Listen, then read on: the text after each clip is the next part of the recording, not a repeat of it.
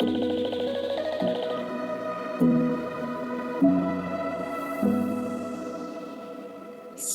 welcome everybody. I can see people are entering into the webinar now. So hello everybody and welcome to you. We're starting immediately because unfortunately one of our guests is on a very tight schedule, and so we're very lucky that he's been able to spend this time with us, so we don't want to waste any of it.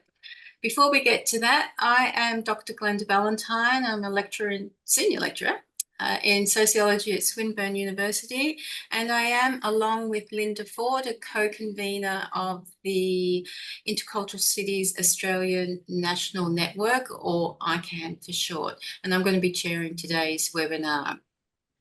Before we begin, I would like to acknowledge that I'm hosting this webinar from the lands of the Wurundjeri people of the Kulin Nation, and also acknowledge the traditional custodians of the various lands on which you all work, and the Aboriginal and Torres Strait Islander people participating in this webinar. And finally, I'd like to pay my respects to elders past, present and emerging, and also celebrate the diversity of Aboriginal peoples and their ongoing culture and connections to the lands and waters. I would also like to just give you a little bit of background information about iGen and this webinar before we get going. So iGen, for those of you who aren't familiar with us, is a network of policymakers, practitioners and researchers who are interested and involved in implementing or researching intercultural policy strategies in Australia. We hold webinars every couple of months on issues of interest to policymakers with a focus on local government. But for this webinar, we're changing things up a bit. For our special Social Sciences Week session, we're looking at how intercultural strategies and ideas could help to promote social cohesion at all levels of government. So we are very fortunate to have as our special guest today, Dr. Has Dalal, the chair of the Multicultural Framework Review, who's going to speak about how intercultural initiatives could be adopted at the federal level. We're also extremely lucky to have with us Ms. Vesna Haricic, who's the Manager of Community Diversity and Inclusion in the City of Salisbury, who's going to speak about the groundbreaking work she and her team have done implementing interculturalism at the local government level. I'm going to introduce them both more fully in a moment, but first of all, there's a little bit of housework. Sorry, that should be housekeeping, I believe. We do invite comments and questions.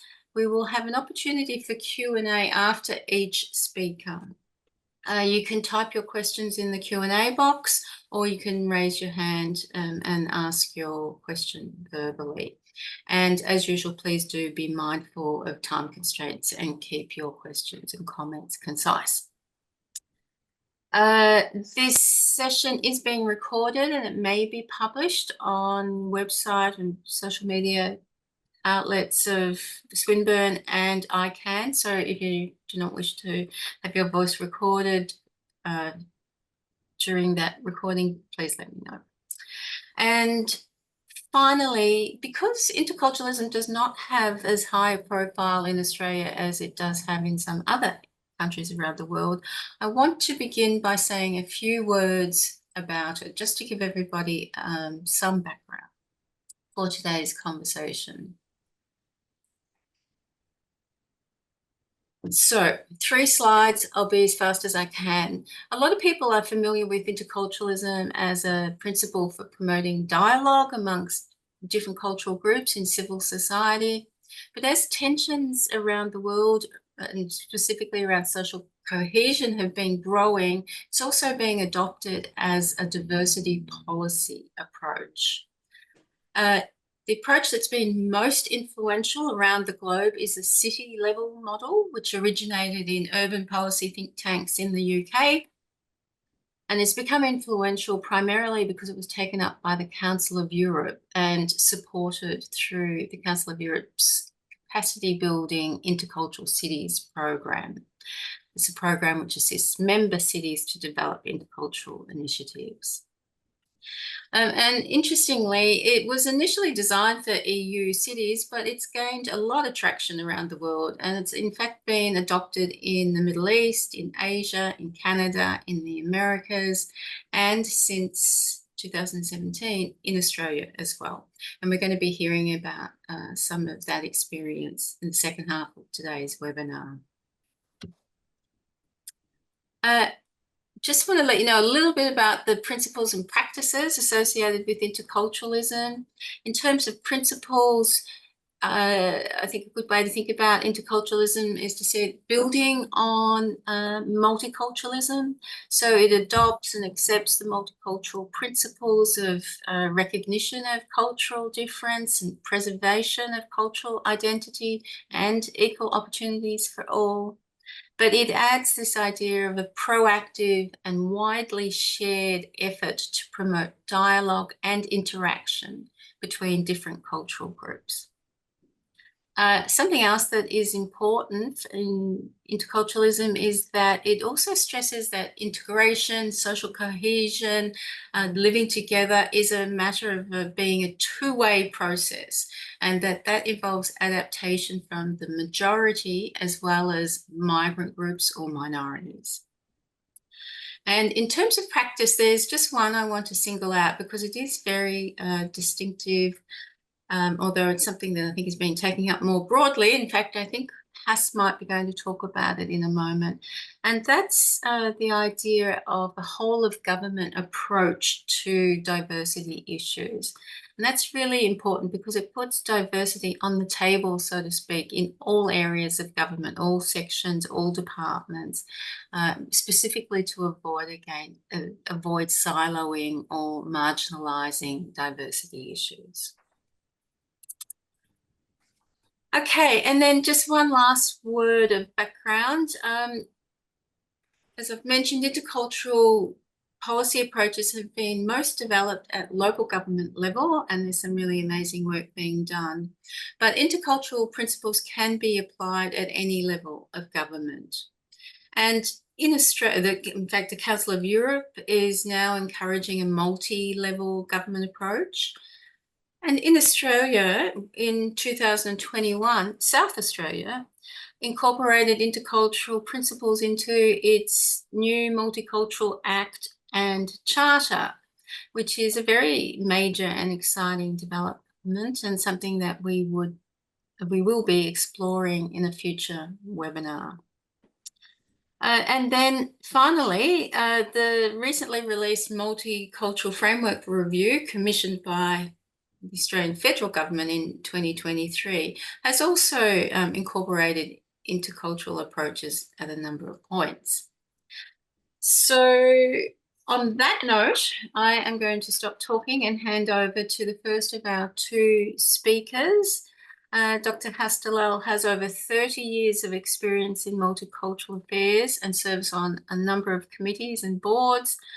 I'm only going to mention a few. He's the Executive Director of the Australian Multicultural Foundation. He's the Chair of the Australian Multicultural Council and the former Chair of SBS.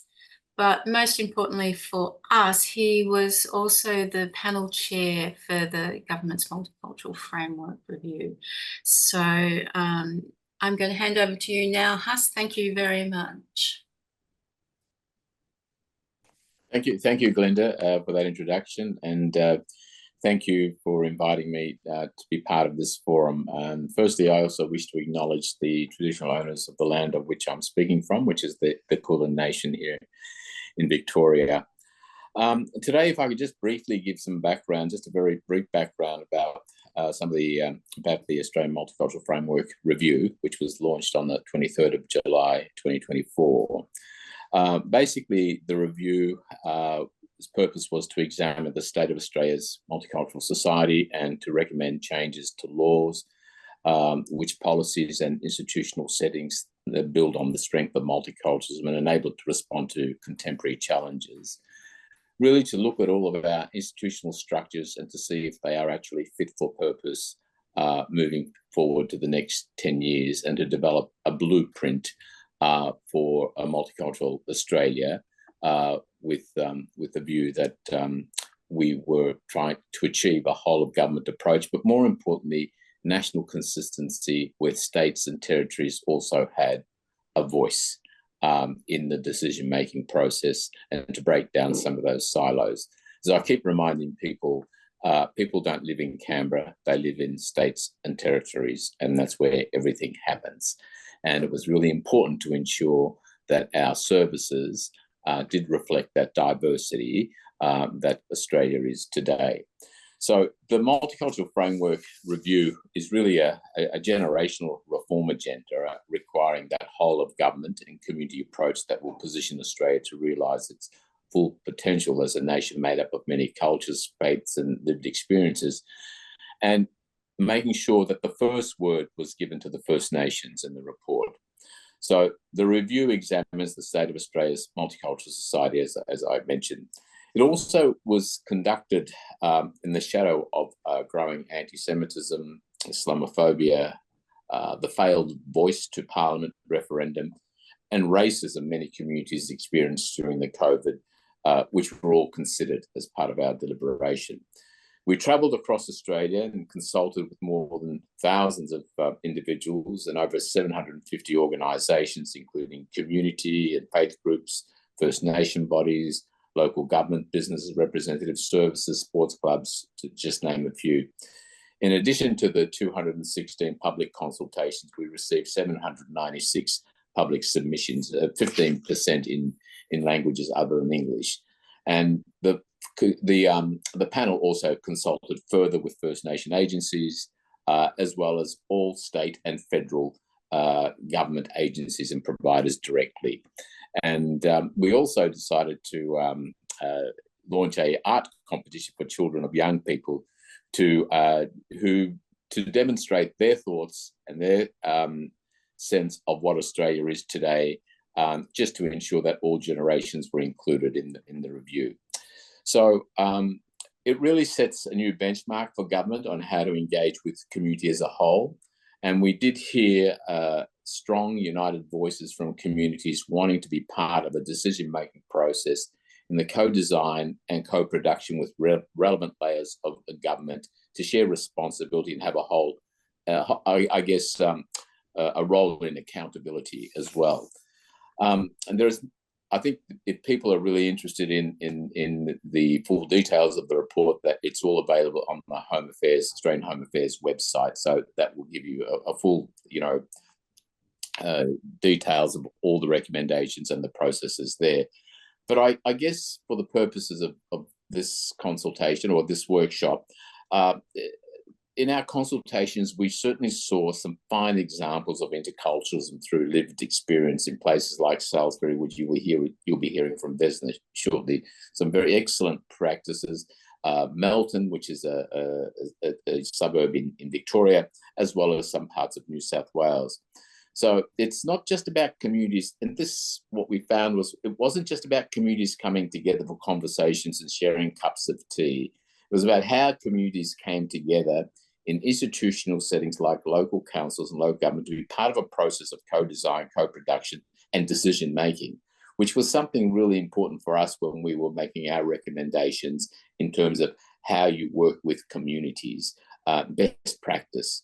A partnership built on, I think what we saw with some of the consultations and intercultural experiences, it was a partnership built on trust and responsibility. That whole intercultural, cross-cultural engagement certainly played a very important part in embracing cultural diversity, strengthening community participation and responsiveness of government institutions, as well as supporting leadership and advocacy. The reviews certainly did support further. We found that it was really important to do further research into intercultural practices, and that was a recommendation that we did make. I think for us, we understood that there isn't a hierarchy for social cohesion.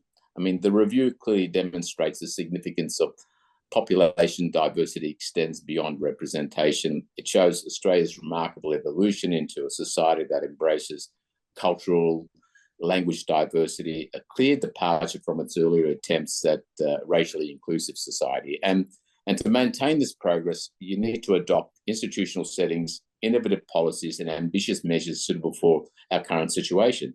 Hence the need for structural and institutional change that is fit for purpose. And part of that is really community engagement and participation is a cornerstone of belonging in modern Australia. So the way individuals and groups engage in policy making, whether it's federal, state, or local government decisions and initiatives, influences levels of inclusion and cohesion. And part of that is that identity and a sense of belonging becomes a fundamental aspect of the human experience and the foundation of social cohesion.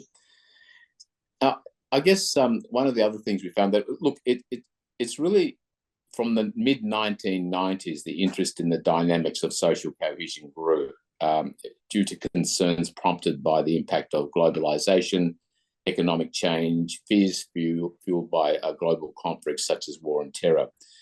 In fact, we find that there is really no agreed definition on social cohesion, but and the most current definition really is on a sense of belonging, attachment to a group, participation, and shared values, and that there are also socio-economic and political factors. So at the end of the day, it's about embracing the social good, and the review adopted that.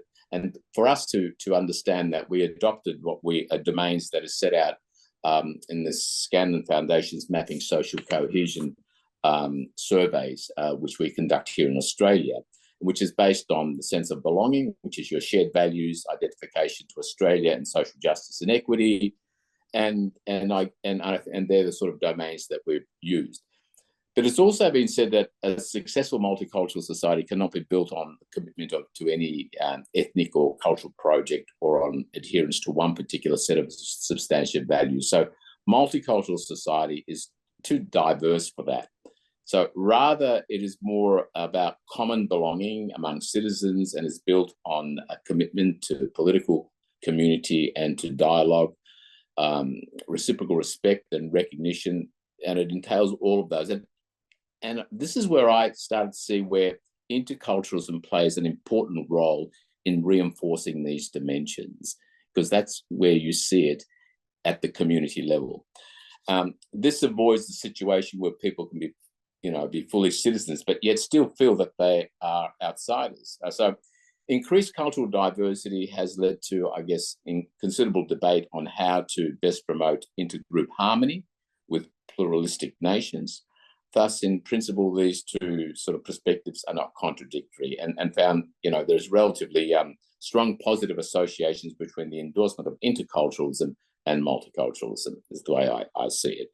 So the balancing of the recognition of minority cultures and diversity within the requirements of social unity is a difficult and ongoing challenge, and thinking about the best way forward should, I take a fast-changing social realities into account. And I think I was reading somewhere, and to quote Kandel in 2016, where he says multicultural societies are increasingly made up of hundreds of heterogeneous ethnic, faith, indigenous, and language groups, with a growing number of people who have a mixed origin and multiple identities, which are not considered in the majority-minority distinction and the groupness, and the thinking that is often central in a multicultural ideology. So interculturalism provides a more adequate and promising perspective in dealing with these realities. And I find that a very interesting concept and practice, I guess. Look, I'll leave it at that, because I know there's some Q&A, or people may want to have some discussion, and I'm quite happy to do that. So I just sort of put that out there right now.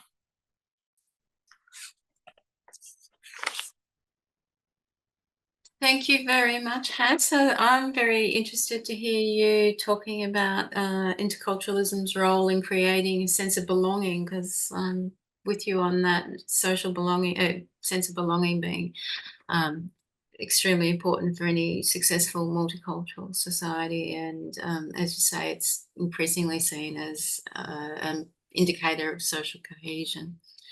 And I think it's a good, well-noted connection between interculturalism.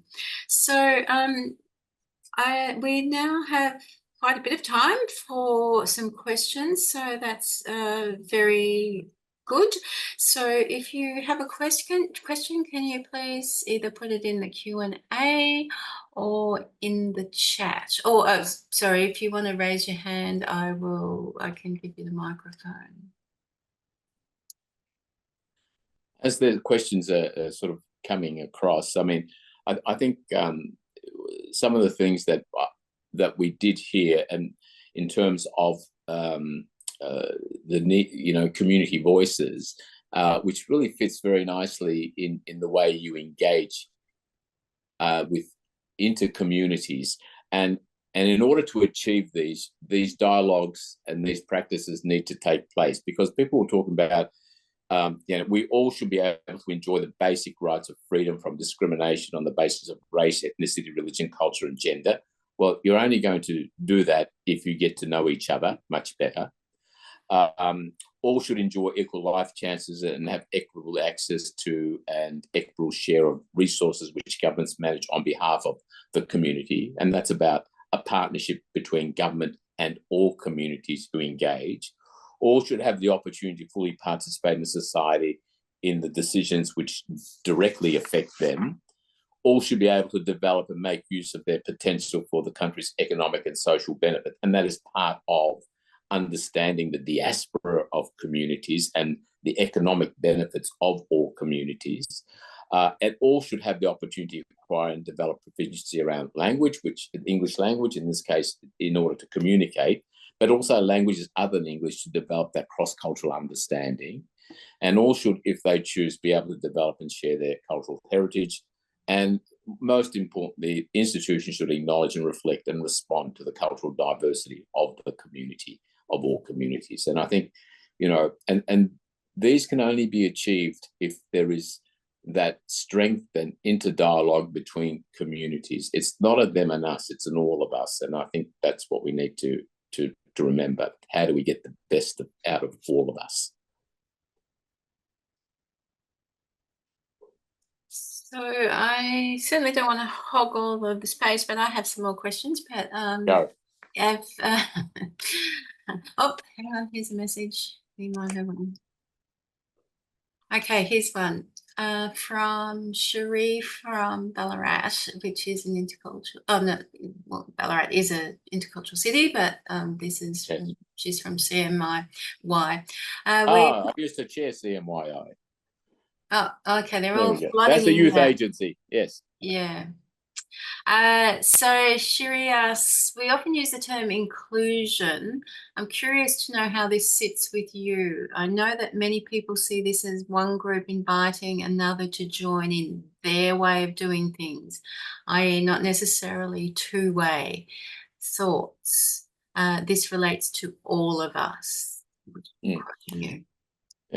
I probably, a couple of words that I don't use: tolerance, inclusion. I use participation, community participation, community engagement.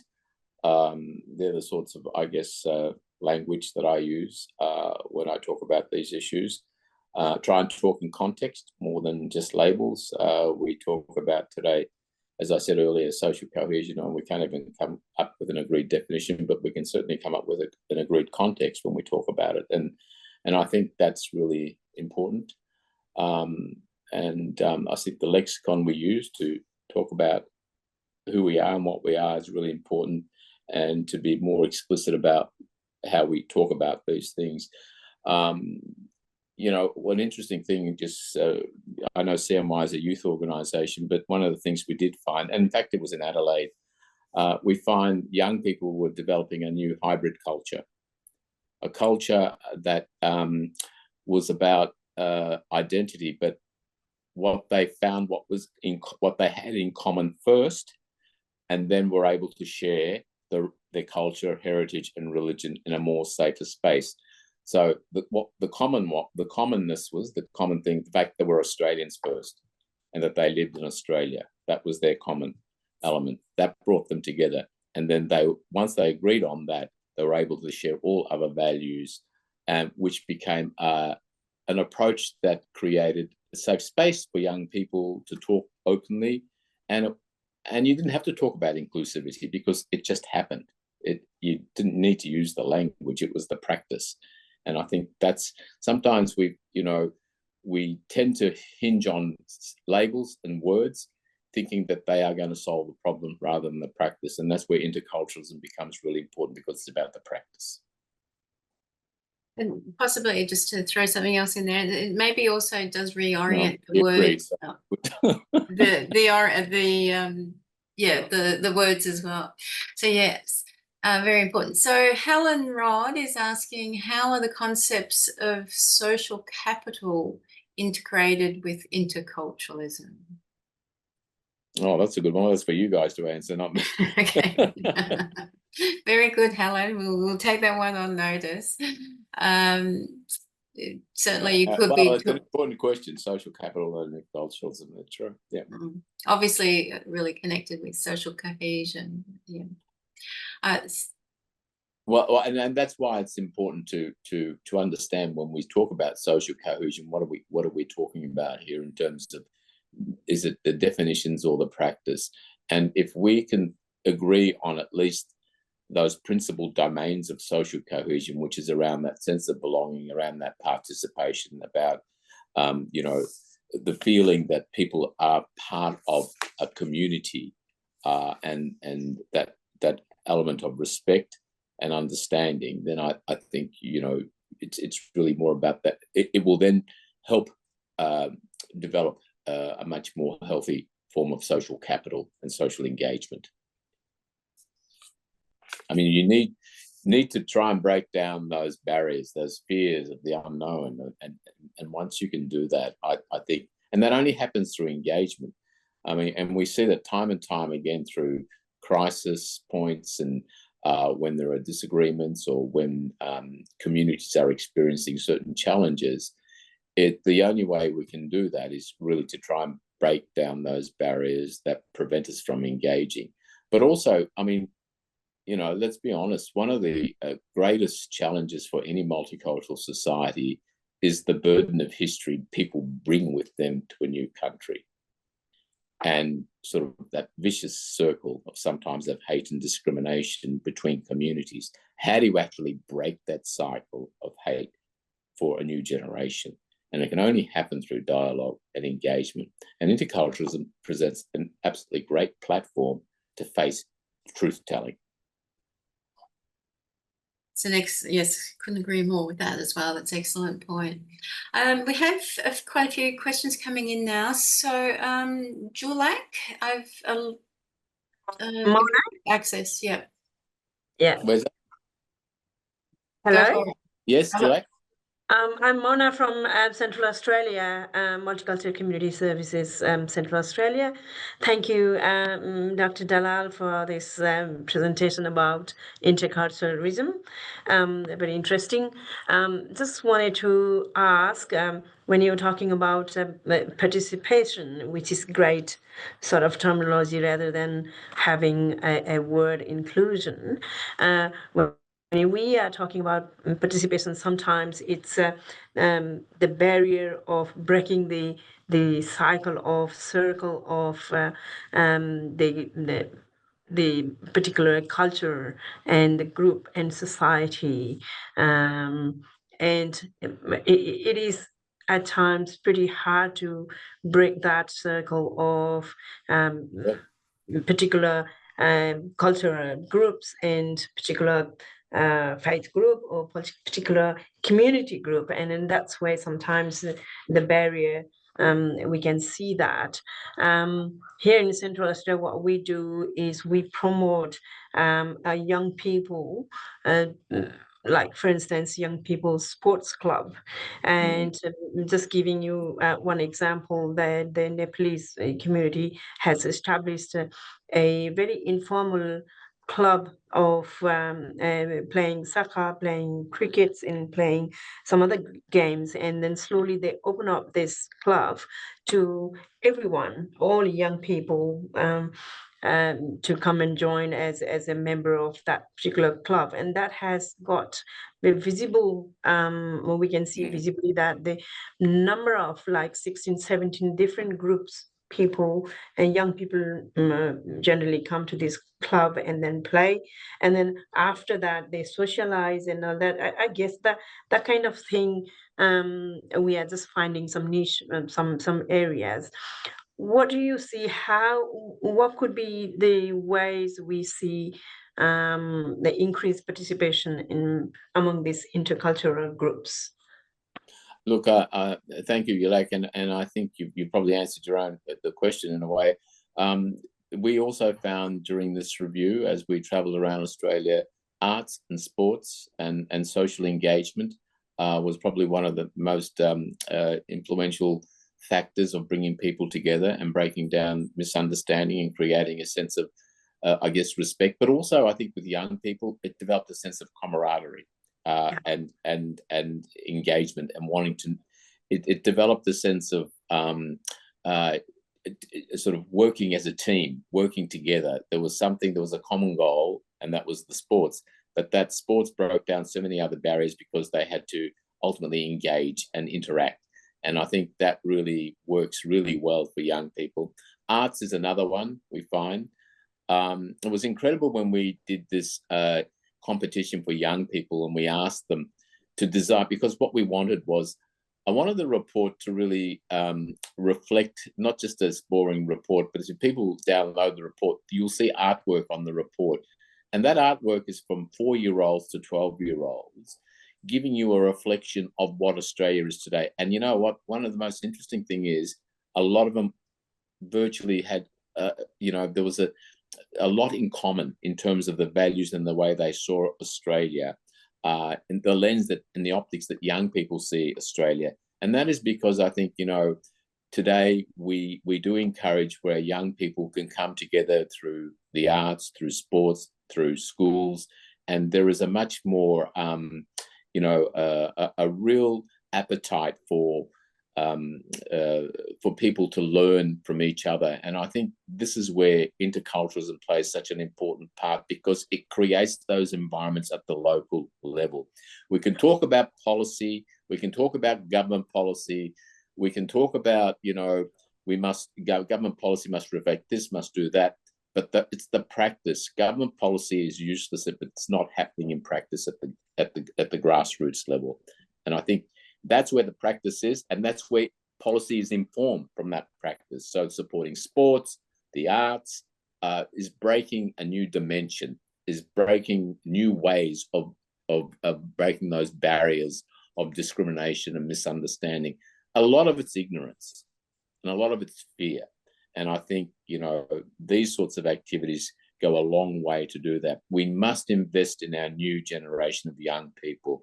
And that's why the review itself was so keen to make sure that we gave young people voices. We didn't write a section in the report talking about young people. We just didn't say youth affairs. We actually wove in youth thoughts and ideas all the way throughout the report, on every aspect of the report. And that's what you talk about, creating a whole, a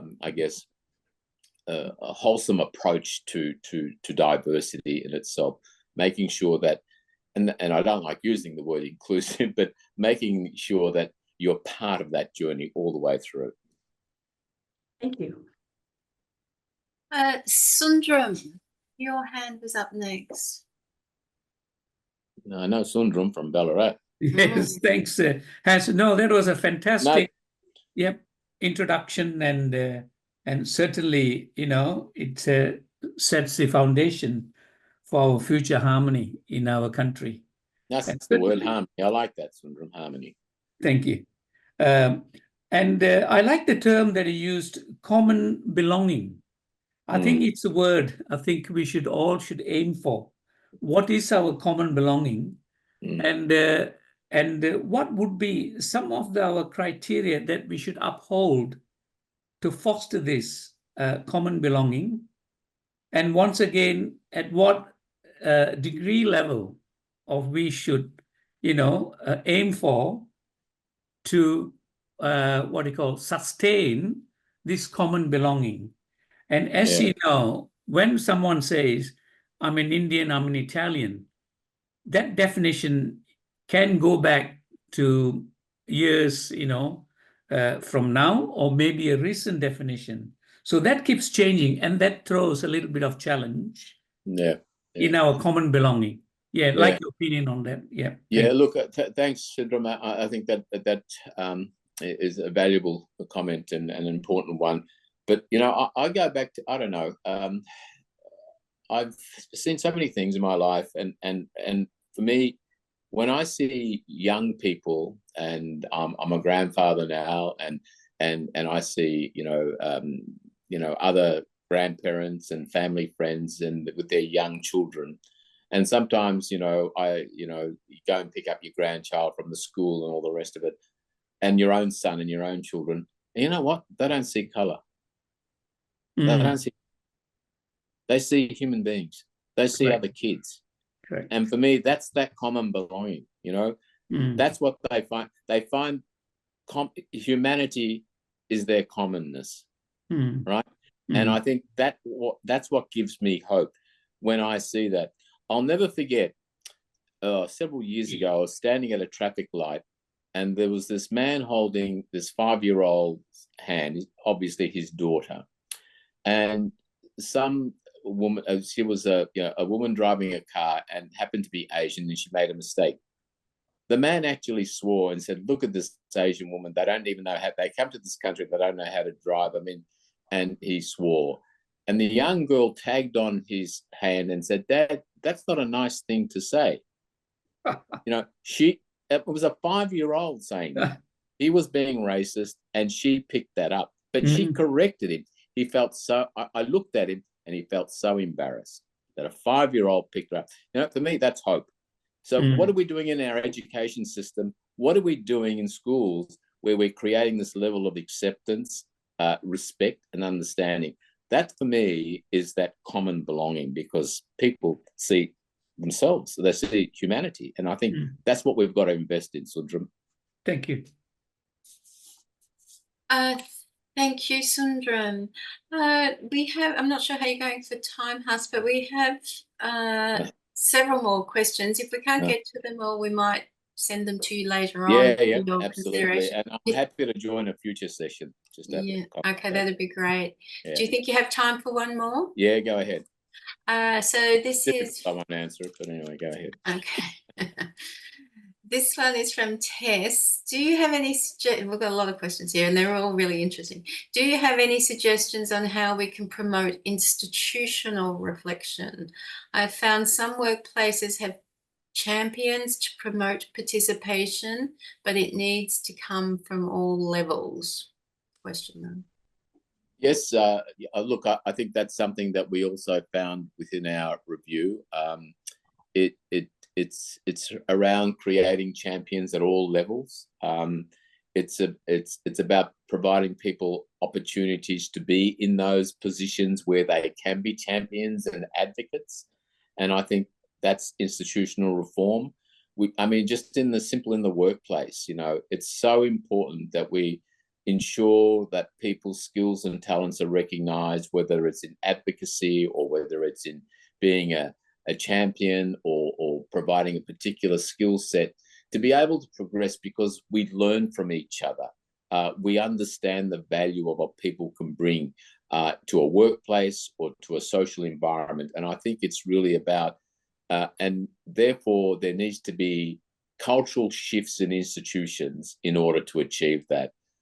We still have too many barriers that don't allow for that flow to happen, and we actually miss out on it. I'll never forget, and I'm not going to go into detail. I was speaking to a media agency, and they said to me, diversity in the workplace. I said, it's really important. Dynamics of diversity in a workplace is so important, but it's at all levels. It can't be at one level, at management level, at the high level, sitting around the boardroom. It creates that sort of institutional change in thinking. And he said, we have no problems with diversity in the workplace. Our IT department's full of diversity. And I said, well, that's the problem. That's the problem.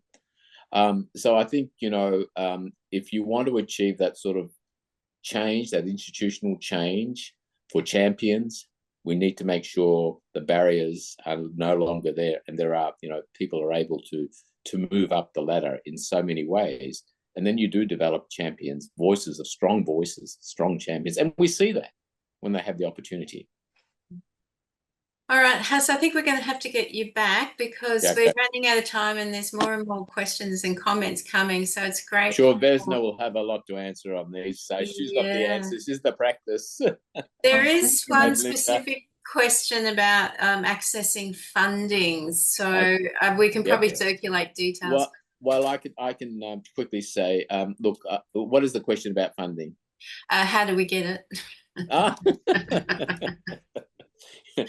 No, we have started an interfaith and intercultural forum about 5 years ago to build bridges, etc., etc. Well, look, the minister has just recently announced $104 million in time to coincide with the framework review, of which I understand $83 million or $80 million is towards social cohesion funding and grants.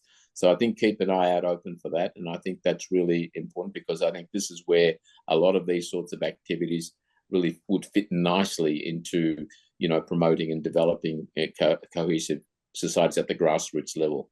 So I think Home Affairs will be able to give you much more detail on the application of those. We'll circulate some details. So thank you so much, Haz. It's been wonderful, and we will definitely have you back if you can. Thank you. Find some time for us. Thank you for the opportunity. Thank you. Thank you. Bye. Thanks a lot. And sorry, Annalie, if you want to put your question in the, you have, okay, great. So, okay, so now we're going to hand over to Vesna. Vesna has an MBA. She's a manager of community diversity and inclusion. She has done so much work here. I'm reading in her bio. I probably will just let her speak about what she's doing rather than read them all out. But she's obviously has a big focus on ensuring that older people are central to decisions that impact their lives. So, and she's in charge of many programs. But rather than spending time reading all them out, Vesna, would you like to share your thoughts with us and your work? Thank you. Yes, sure. Thank you, Glenda, and thanks everyone for attending today's webinar. Just shortly about me, I manage Community Diversity and Inclusion Division at the City of Salisbury, and most of our work is around intercultural communities, about access and inclusion, services provision, age and disability, volunteering, providing opportunity, working with marginalized groups, working with homelessness, and also working on city safety. So that's just part of my portfolio here at the City of Salisbury, but today I have a presentation. And sorry, before I start, I'd like to acknowledge that we also meeting a traditional land of Ghana people. So here in South Australia in Salisbury, I'm speaking from Ghana land, and I'd like to pay respect to elders past, present, and emerging. So today I will share a presentation with you around work in Salisbury, City of Salisbury, around interculturalism. And then I think Glenda and Linda and I can share questions at the end. So Glenda will keep me on time. If I go over time, please let me know. And I'll start. Vesna, would you prefer to finish your presentation or take questions? Because I have, sorry, eaten into your time a little bit. I'll save it. I think it doesn't matter. Okay. I can finish my presentation first, or if there's any important questions that I can't wait, I can definitely stop and answer the question. So just checking, can you see my presentation? Yeah. Excellent. Okay. All right. So here in City of Salisbury, the definition that we adopted is a formal definition for interculturalism. Interculturalism is to move beyond the passive acceptance of different cultures to creating a meaningful interaction and understanding between understanding across diverse cultures. So in interculturalism considers culture to have a broadest definition, and we heard a little bit from Dr. Haas on that, not just defined by someone race or ethnicity. It understands culture to include diverse intersecting subcultures and distinguishing factors such as age, disability, LGBTIQ plus community, religious beliefs, social customs, life experience, lifestyles, and more. So with this broader definition of culture, and the intercultural approach is more inclusive of intersectionality of society and acknowledge diversity and life experience of individuals. This is the one point of difference to multiculturalism, which traditionally considers culture and someone's racial background. So saying that, this is a sort of list of interculturalism and connections and intersections that includes First Nation people, Australian-born people, people from European backgrounds who are Australian, people who arrived as a humanitarian entries, Australian-born people, non-European background, and you can read on my slide.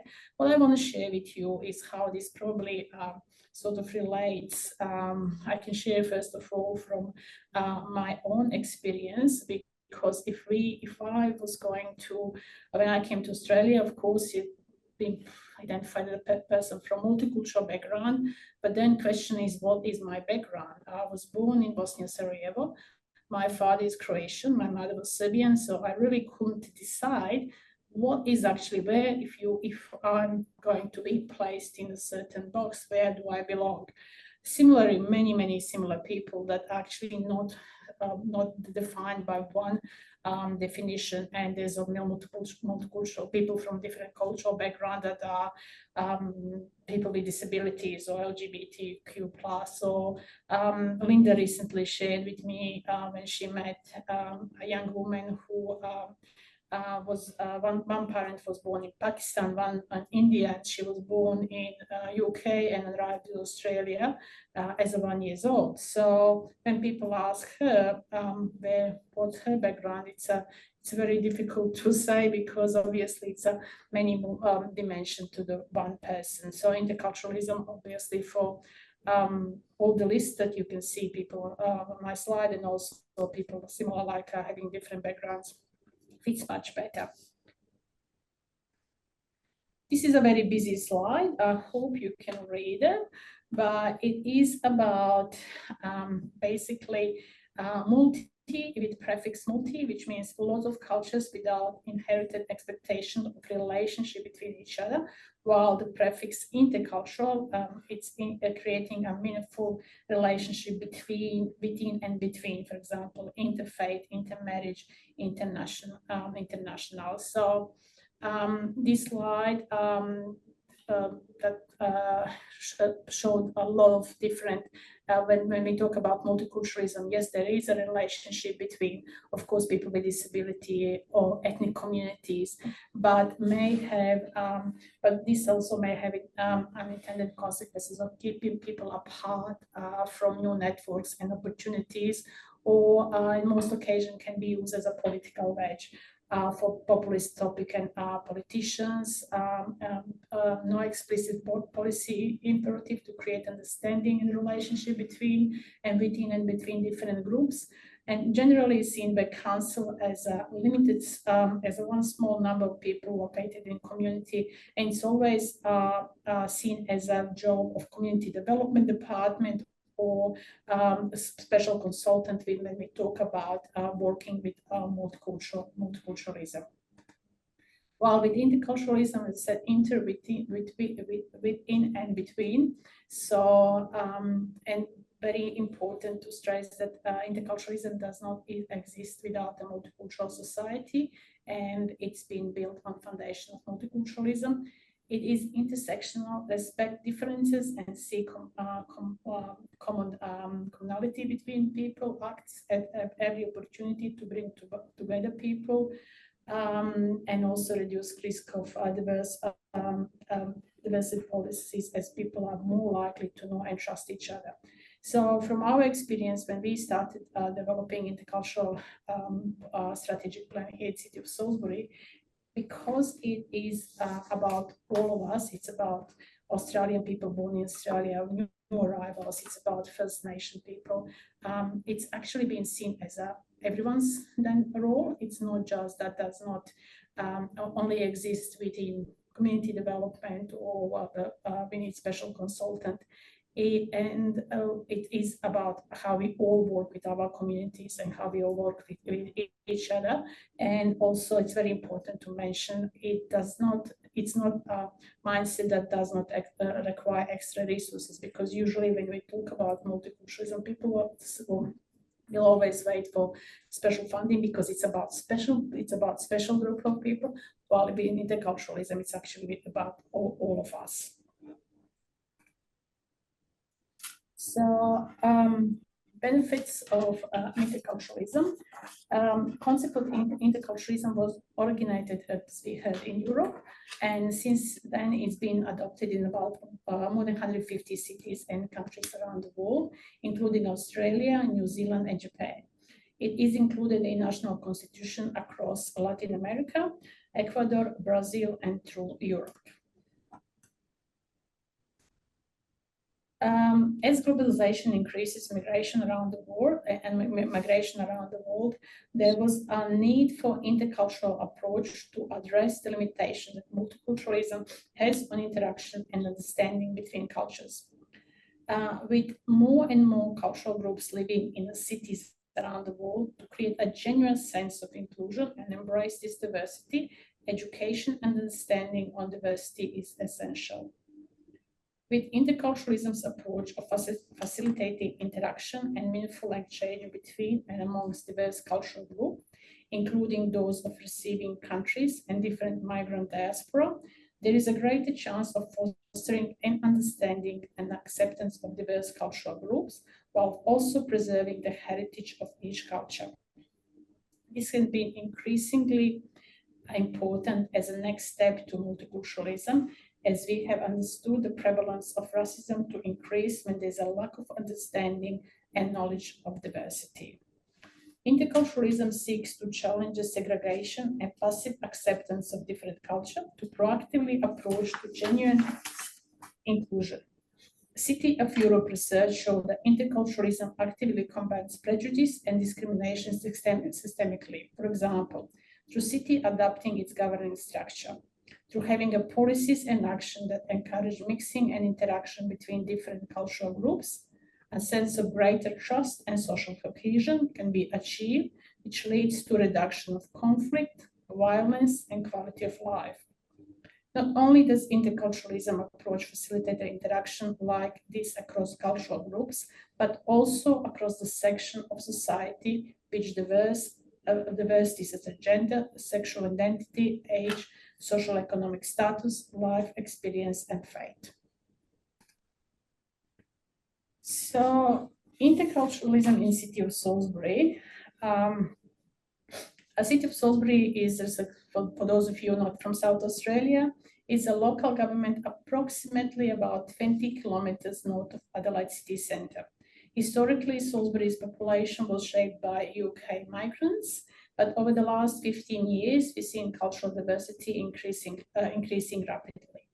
The demographics of the area were changing.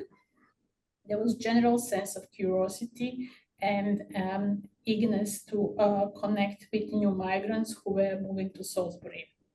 Staff who worked in community development had local residents wanting to understand the newer group of migrants and connect with them, but we had no formal ways of doing so.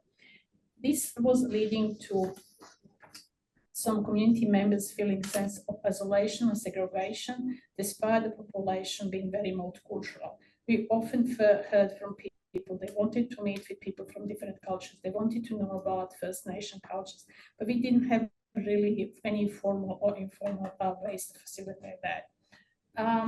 So today, more than 17% of people who are entering in South Australia, mostly as refugees, are settling in Salisbury region, and 35% of City of Salisbury population is born outside of Australia. So when we started developing intercultural strategic plan, we understanding it was most important was understanding the need for more enhanced policy approach to cultural inclusion. So we considered interculturalism as an ideal solution that will help to create more meaningful understanding and interaction between diverse cultural groups settling in Salisbury. We already have established trusted and strong relationship with communities through working closely with community delivering our social programs, working in our community centers, through working in our senior centers, and also through events. This greatly maximized the efficiency of community consultations, and we were able to test and develop the strategy with over 900 community members, which was especially important as the need for intercultural approach was strongly driven by community. So it was really good to see lots of people engaged in our consultation, a lot of people actually giving us feedback and giving us ideas around what intercultural strategic plan for City of Salisbury should look like. But we also had some challenges, of course. One of the most challenging thing was to adoption of intercultural approach City of Salisbury was getting buy-in from elected members, given that theory in that time in 2017 was largely unknown in South Australia. So because of that, we had to work hard at helping elected members to understand interculturalism enough for them to choose to support it. Once the plan was supported by council elected members, our mayor, there were similar challenges in working with staff to getting across staff and council administration to understand and support new intercultural frameworks. This was extremely important as the strategic plan is the whole of the council document. So we had within the strategic plan, we have actions for all departments of the council, not just community development. So to achieve this, we have taken many approaches, including meeting one-to-one with staff, trying to explain, promoting interculturalism in any time we could through, for example, CEO, emails and communication, through our magazines, leveraging off of large events such as Harmony Day, Refugees Week. Our community center staff are doing amazing work with our communities, and of course with large events like a Harmony Day, Refugees Week. We use all that to explain interculturalism and increase knowledge of intercultural strategic plan. We definitely did not want this strategic plan to sit on the shelf and collect dust.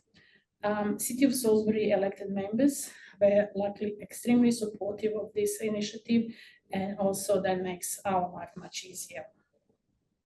The process of becoming intercultural city was also helped greatly by Council of Europe and Intercultural Cities Network in Australia. As the only intercultural city in South Australia, City of Salisbury did not have any neighbourhood cities that could share experience or help in process. One of our first actions of the Intercultural Strategic Plan that Council took, therefore, was to undertake Intercultural City Index. This provided two main benefits that were especially helpful as the only South Australia intercultural cities which were to receive third-party feedback on our approach and progress, and to join a network of other like-minded cities. It gave us the chance to talk during the index, intercultural index, although it did look like it is a very big task. But filling that in and or answering all the questions help us to actually talk to staff across the council about interculturalism, and help us to better understand all the staff tasks and what they're doing. And we actually find that some division and departments are working on intercultural approach without even thinking about it. So it helped us to get to know each other better and to work together on shared goal. So maybe thinking about benefits, one of the most important benefits was incorporating the First Nation people and Anglo majority into diversity policy and the concept of the intercultural strategic plan. Some other achievement of intercultural strategic plan in the last 6-7 years have been including establishing 2 advisory bodies. So we established Salisbury Intercultural Community Alliance, and we also established Salisbury Intercultural Strategic Alliance. So the role of Community Alliance, that's a network of community leaders of diverse backgrounds. So that's a photo of them, including First Nation people and Anglo and people from Anglo background. The purpose is to bridge council to all diverse communities, and also to ensure two-way information sharing, help prioritize action of intercultural plan, and help resolve any community issues. While, for example, Salisbury Intercultural Strategic Alliance is of similar format, but the highest strategic level, and this group is made up of senior management from settlement organizations, state government agency, Department of Premier Cabinet, and we also have elected members and mayor's representation at the senior alliance. So some of the really good initiatives, for example, from alliances, we talked a lot, and we have some projects supporting housing for new arrivals.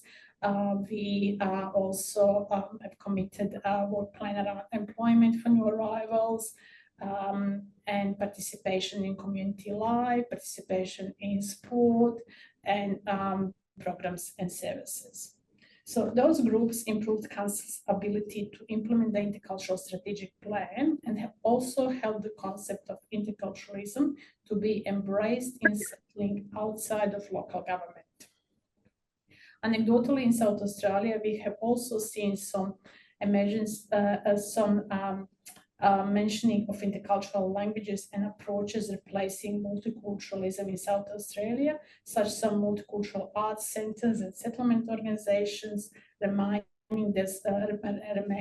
naming themselves as intercultural centers, or using intercultural language in their program and marketing. These changes are significant as they are reflective of interculturalism gaining popularity in broader society, and the shift of multiculturalism to interculturalism, which through normalizing this approach can reduce resistance and barrier for local government to embrace interculturalism.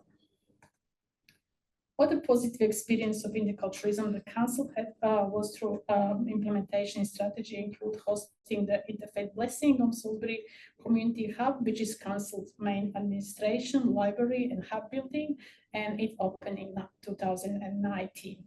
This Interfaith Blessing brought together faith leaders from 30 different religions, and was a major part of the opening event.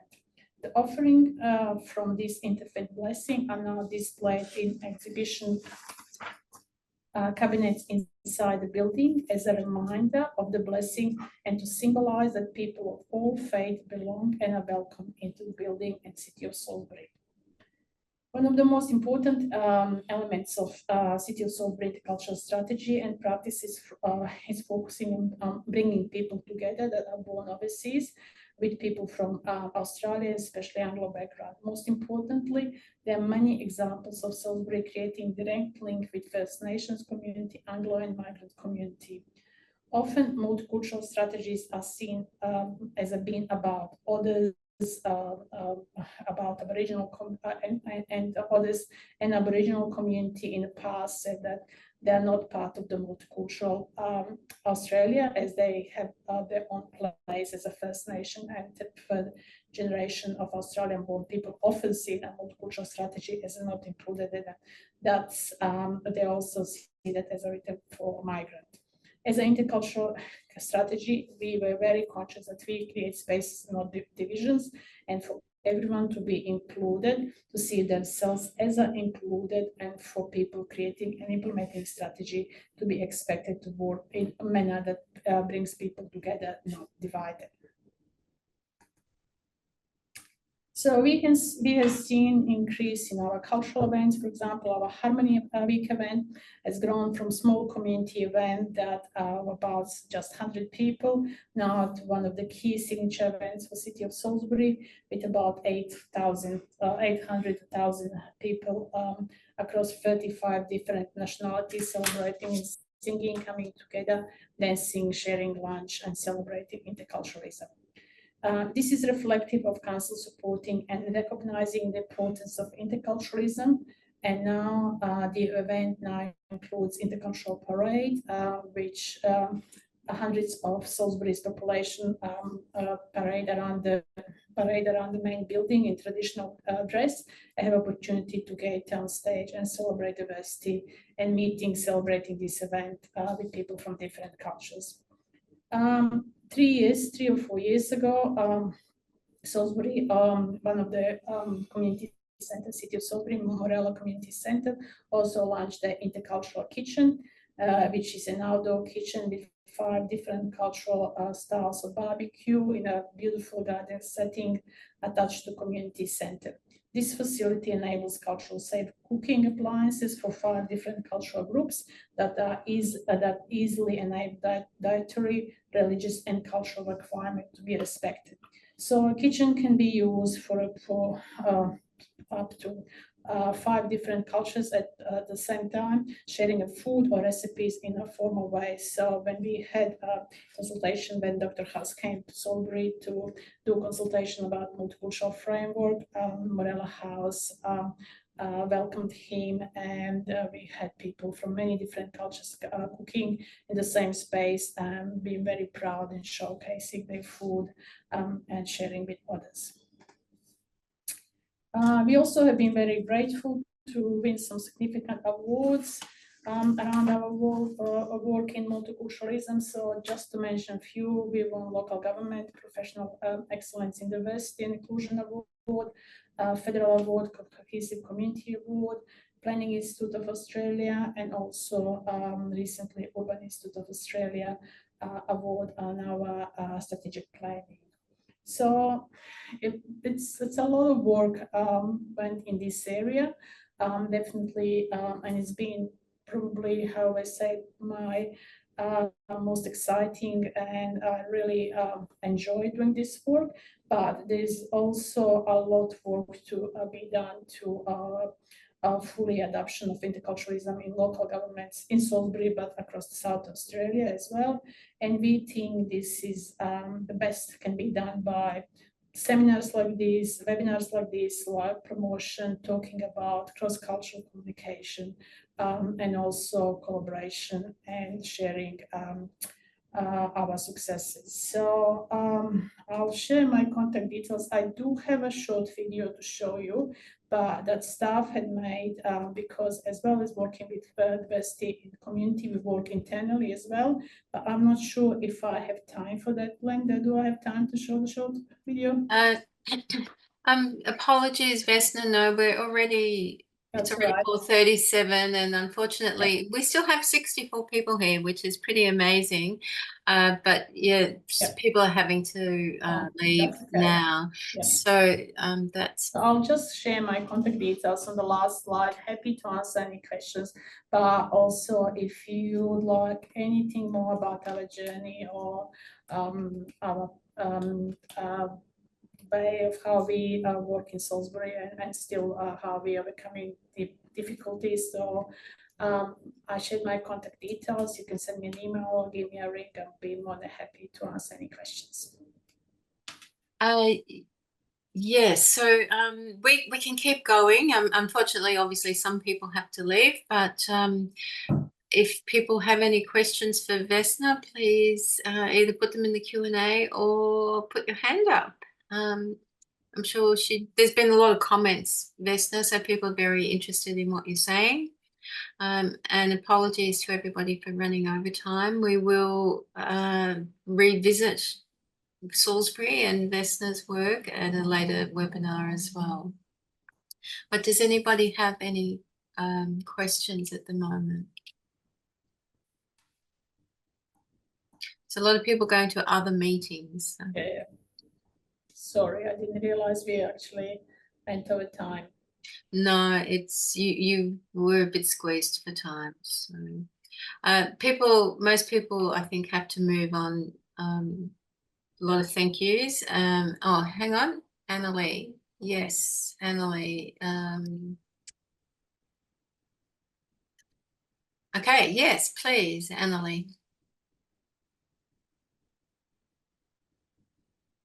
That's it. Hello. Thank you very much for that, Vesna.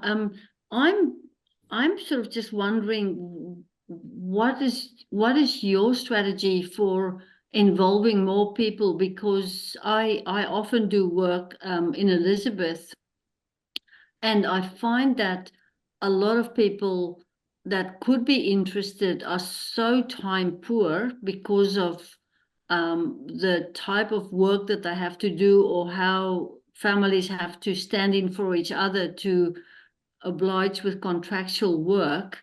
And then they've got to build on their own community. And I find that it just feels so hard for people to find the time to come and do interactive social cohesion meetings. How do you manage that? Yeah, definitely. We're finding that all the time, because of course people need to pay their rent, people need to put food on the table, so it's not just an easy that everyone can participate. So we do connect with people, of course, on many different ways, but our Intercultural Community Alliance meets after hours. So usually the meeting starts around 6:30. To allow people who, because a lot of people who are representing their communities, they also work during the day. Well, for example, with Strategic Alliance, we do it during work hours, where people are at work because they're usually representing their organizations. We do send a lot of our communication, of course, electronically through emails, and people are quite happy to engage that way or receive phone calls. With council staff, also when we try to work on implementation and also work with people together around issues, sometimes it's very difficult to get feedback. So we offer many different ways of how we can actually work together, to the point that we'll set up meetings, we'll take the notes, we'll talk to them, we'll send them reminders, and make sure that they engage. And we are very good in that. I have amazing staff who are working with us who don't give up. So I think it's a persistence as well. Thank you, because I do find that the very people that need to join to help them with either loneliness or parenting, or transitioning out of just belonging to one culture to begin to belong to two cultures, or what do they do when their children don't want to follow their faith? These are open questions, open issues, and I find that these people really suffer, and yet it's so difficult to help them when they are time poor. Yeah, I definitely agree. Yeah, some of our community centers, they offer programs for children as well, so that parents can engage in other activities. So that was one of the strategies. Thank you.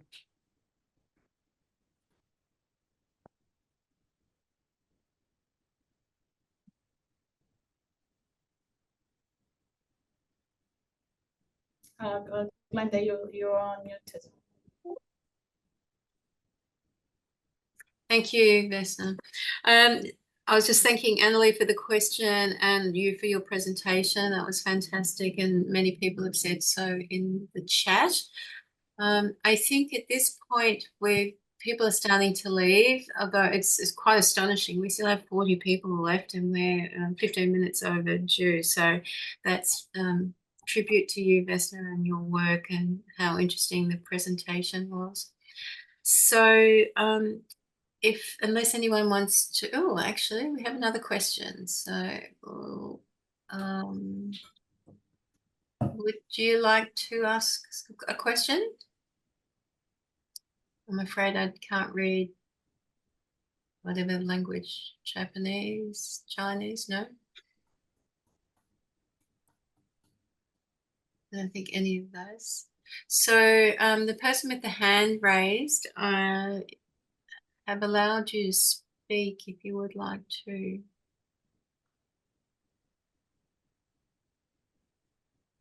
Okay. So yes, so at this point we probably should wrap it up, but I would very much like to thank Vesna. That was really, really interesting. and Has Dalal as well. So an excellent session.